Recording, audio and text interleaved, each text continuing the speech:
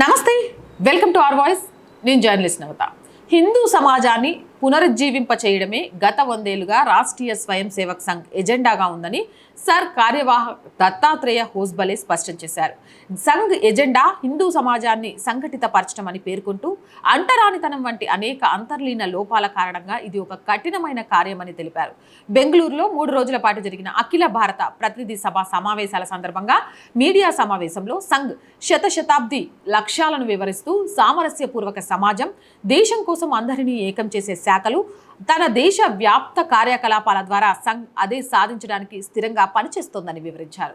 దేశంలోని ప్రతి మూలను చేరుకోవడంలో సంఘ్ విజయవంతమైందని చెబుతూ సంఘ్ దేశాన్ని ఏకం చేయడానికి మాత్రమే కాకుండా ప్రకృతి వైపరీత్యాల సమయంలో ఉపశమనం, పునరావాస కార్యకలాపాలలో చురుకుగా పాల్గొంటున్నట్లు తెలిపారు.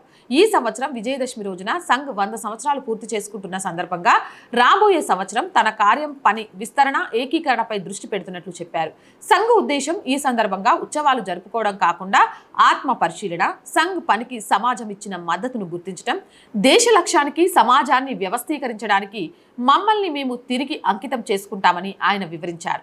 శతాబ్ది సంవత్సరంలో మరింత జాగ్రత్తగా, గుణాత్మకంగా, సమగ్రంగా పనిచేయాలని నిర్ణయించుకున్నామని చెప్పారు. డాక్టర్ హెడ్గేవార్ సంఘ్ను ప్రారంభించే సమయంలో చెప్పినట్లుగా సంఘ్ ఏ కొత్త పనిని ప్రారంభించడం లేదని, కానీ అనేక శతాబ్దాలుగా కొనసాగుతున్న లక్ష్యాన్ని కొనసాగిస్తుందని దత్తాత్రేయ హోస్బలే స్పష్టం చేశారు. రానున్న విజయదశమి రోజు నుంచి సంఘ్ శతాబ్ది సందర్భంగా నిర్దిష్ట కార్యకలాపాలపై దృష్టి పెడుతుందని చెప్పారు. శతాబ్ది సంవత్సరం 2025 విజయదశమి సందర్భంగా ప్రారంభమవుతుంది. ఇక్కడ గణవేషలో స్వయం సేవకుల్లో ఖండ్ లేదా నగర స్థాయి కార్యక్రమాలు జరుగుతాయి. ప్రతి సంవత్సరం మాదిరిగానే ఈ సందర్భంగా సర్సంఘ్ చాలక్ స్వయం సేవకులను ఉద్దేశించి ప్రసంగించారు. నవంబర్ 2025 నుంచి జనవరి 2026 వరకు హర్గావ్, హర్బస్తీ, ఘర్ ఘర్, ప్రతి గ్రామం, ప్రతి ప్రాంతం, ఇంటి నుంచి ఇంటికి అనే ఇతివృత్తంలో 3 వారాల పాటు పెద్ద ఎత్తున ఇంటింటికి సంప్రదింపు ప్రచార యోచన చేశారు.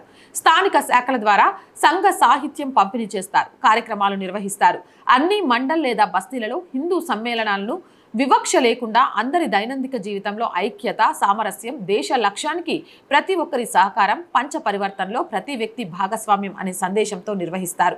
సామరస్యంగా జీవించడం గురించి ప్రాధాన్యతనిస్తూ ఖండ్, నగర స్థాయిలో సామాజిక సద్భావ సమావేశాలు నిర్వహిస్తారు. అన్ని వర్గాల ప్రజలు కలిసి పాల్గొన్న మహాకుంభు ఉదాహరణగా సాంస్కృతిక పునాదులు, హిందూ స్వభావాన్ని కోల్పోకుండా ఆధునిక జీవితాన్ని గడపడం గురించి కూడా ఈ సమావేశాల ఎజెండా.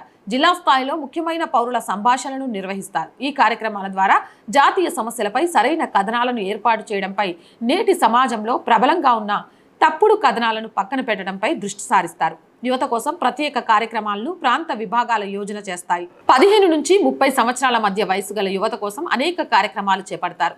ఇవి దేశ నిర్మాణ కార్యకలాపాలు, సేవా కార్యకలాపాలు, పంచ పరివర్తనపై దృష్టి సారిస్తాయి. స్థానిక శాఖల అవసరానికి అనుగుణంగా ఈ కార్యక్రమాలకి యోచన చేస్తారు. కాగా వర్క్ చట్టాన్ని రద్దు చేయాలనే హిందూ సంస్థల డిమాండ్పై అడిగిన ప్రశ్నకు దత్తాత్రేయ హోస్బలే సమాధానమిస్తూ వర్క్ భూములను ఆక్రమించడం వల్ల చాలా మంది రైతులు కూడా ప్రభావితమయ్యారని చెప్పారు. ప్రభుత్వం ఒక పరిష్కారం కోసం కృషి చేస్తుందని చెబుతూ తప్పులను పరిష్కరించాలని స్పష్టం చేశారు. ఔరంగజేబ్ గురించి ప్రస్తావిస్తూ సమాజం, దేశం శ్రేయస్సుకు చిహ్నాలుగా ఉన్నవారు మన ఆదర్శాలుగా ఉండాలి గాని అసహనానికి పేరుగాంచిన ఈ దేశం నైతికతకు ప్రాతినిధ్యం వహించని వారు కాదని ఆయన తేల్చి చెప్పారు. ఔరంగజేబ్ లాంటి వారిని వ్యతిరేకించడం మతపరమైనది కాదని, దేశ ప్రయోజనాలకు, ఐక్యతకు సంబంధించిందని తెలిపారు. 1947లో మనం రాజకీయ స్వేచ్ఛ పొందినప్పటికీ మానసిక వలస పాలకుల ప్రభావం నిర్మూలన నేటికి ఒక వాస్తవం అని పేర్కొంటూ మనస్సుకు సంబంధించిన వలస భావన తత్వాన్ని నిర్మూలన చాలా అవసరమని సూచించారు.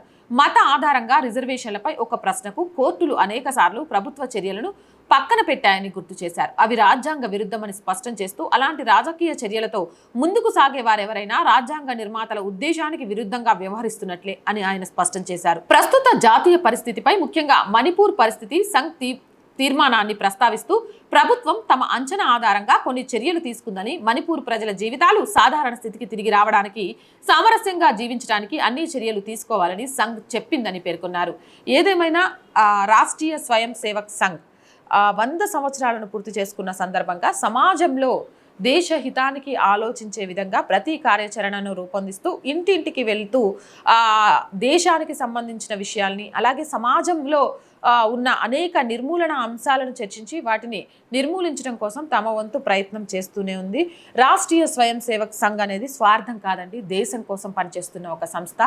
ఆ సంస్థకు ప్రపంచ దేశాలే ఈరోజు మెచ్చుకుంటున్నాయి అంటే ఆ రాష్ట్రీయ స్వయం సేవక్ సంఘ్ చేస్తున్న సేవ ఎలాంటిది అని గుర్తించాలి. ఎక్కడా మచ్చ లేకుండా అభియోగాలు మోపినా వాటిని తుడిచేసుకుంటూ ప్రతిదానికి స్పందించాల్సిన అవసరం లేదు. తమకు ఏది సహేతుకం అనిపిస్తే అలాంటి పనులు చేయాలి అనుకుంటూ ముందుకు వెళ్తున్న రాష్ట్రీయ స్వయం సేవక్ సంఘ్కి ప్రతి ఒక్కరూ కూడా మద్దతునిస్తూ ప్రతి ఇంటి నుంచి ఒకరు రాష్ట్రీయ స్వయం సేవక్ సంఘ్లో చేరాల్సిన అవసరం, బాధ్యత మనందరి మీద ఉంది. ఎందుకంటే మనం భారతీయులం కాబట్టి. మరి మీరు కూడా మీ ఇంటి నుంచి ఒకరిని రాష్ట్రీయ స్వయం సేవక్ సంఘ్లో చేర్పిస్తారు కదా? మీ అభిప్రాయం ఏంటో కామెంట్ సెక్షన్లో పెట్టండి. మోర్ వీడియోస్ కోసం ఛానల్ వెంటనే సబ్స్క్రైబ్ చేయండి. ఛానల్ చూస్తున్న ప్రతి ఒక్కరికి చిన్న రిక్వెస్ట్ అండి, చూస్తున్నారు సబ్స్క్రైబ్ చేయడం మర్చిపోతున్నారు.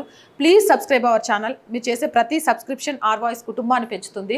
So please subscribe our channel. And content బాగుంది అనిపిస్తే మీకు తెలిసిన అన్ని గ్రూపుల్లో షేర్ చేయండి.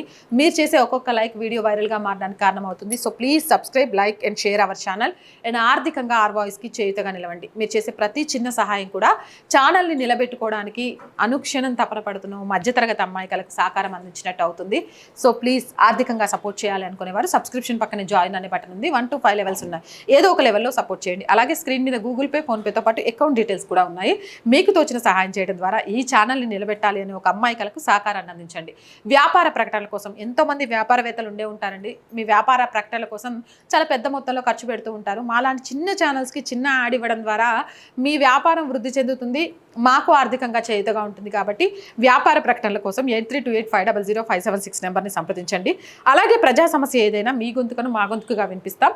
8328500576 నెంబర్కి వాట్సాప్ ద్వారా తెలియజేయండి. జై హింద్, జై భారత్.